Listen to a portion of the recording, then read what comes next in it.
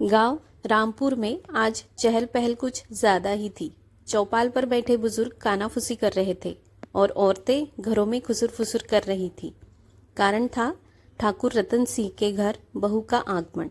ठाकुर साहब के बेटे आर्यन की शादी बड़े धूमधाम से हुई थी, लेकिन जब दुल्हन पहली बार घर आई तो पूरा गांव सन्न रह गया।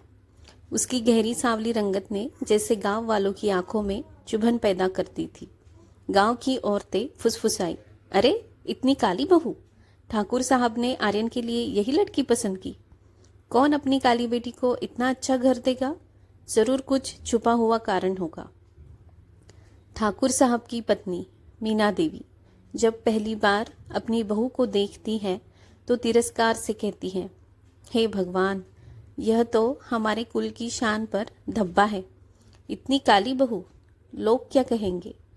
सुहाग रात की रात आर्यन जैसे ही कमरे में आया, जानवी उसे देखकर मुस्कुराई, पर आर्यन के चेहरे पर संकोच और हल्की झिझक थी।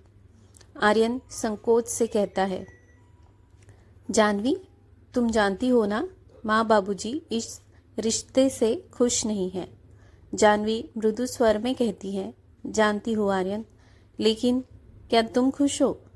आर्यन धीमी आवाज में कहता है, मुझे थोड़ी देर चाहिए जानवी। माँ पिताजी का गुस्सा ठीक करना आसान नहीं होगा। जानवी ने सिर झुका लिया, लेकिन उसकी आंखों में आंसू नहीं थे। वह जानती थी कि यह संघर्ष आसान नहीं होने वाला था। गांव में सुबह होते ही बातें फैल गई। ठाकुर के घर काली बहू आई है। हर कोई ताना मारने को तैयार था। गांव की एक औरत हंसी उड़ाते हुए कहती है, ऐसी बहू घर में घुसी तो अच्छे भले मर्द की किस्मत डूब जाती है। एक अन्य महिला कहते हैं काली औरत घर में अनलकी होती है। मीना देवी भी यह सुनकर तमतमा गई और जानवी से कह दिया, कल से तुम्हें आंगन में बैठकर खाना मिलेगा, चौके में मत घुसना।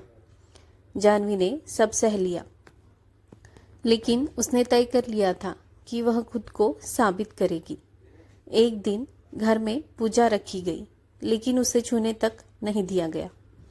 जानवी ने साहस जुटा कर कहा, माँ जी, क्या रंग सच में किसी के चरित्र का, भाग्य का निर्धारण करता है? मीना देवी ने गुस्से से कहा, बहस मत कर, जैसी हो वैसी ही रहो। पर जानवी चुपचाप अपने काम में जुट गई। उसने घर के सारे काम निपटाए, सबकी सेवा की, लेकिन उसका अस्तित्व मान्यता के लिए तरसता रहा। गांव में एक दिन अचानक ठाकुर साहब की तबीयत बिगड़ गई। डॉक्टर ने कहा, शुगर बहुत बढ़ गया है, खान पान और देखभाल बहुत ज़रूरी है। घर में कोई नहीं समझ पा रहा था कि क्या करना है। तब जानवी ने आयुर्वेदिक उपाय अपनाए और अपनी देखभाल से ठाकुर साहब को धीरे धीरे ठीक किया।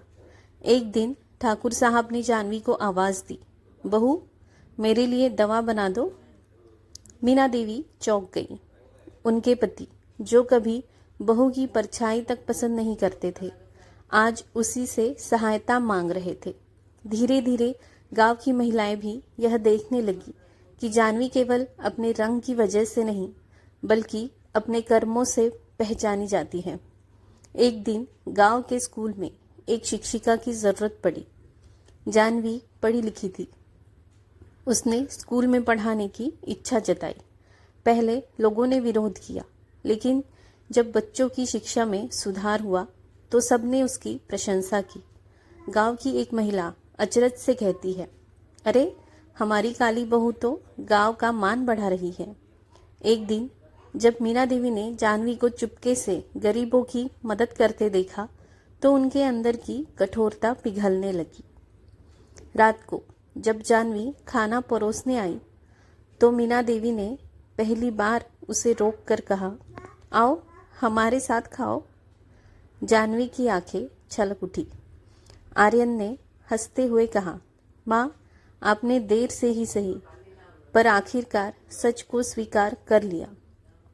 गांव अब जानवी को काली बहू नहीं बल्कि रोशनी के नाम से पुकारने लगा था।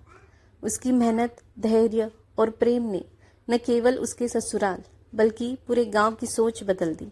गांव की एक बुजुर्ग महिला कहती है, बहू का रंग नहीं मन देखना चाहिए। अब वही लोग जो उसकी निंदा करते थे उसका सम्मान करने लगे।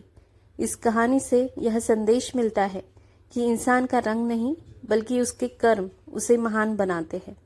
समाज की सोच बदलने में समय लगता है, लेकिन अगर किसी के अंदर आत्मविश्वास और धैर्य हो तो वह दुनिया की हर बाधा को पार कर सकता है। तो दोस्तों, आपको ये कहानी कैसे लगी है नीचे कमेंट सेक्शन में ज़रूर बताएं। मैं आपसे जल्द ही मिलती हूँ अपने अगले वीडियो में एक नई कहानी के साथ। धन्यवाद।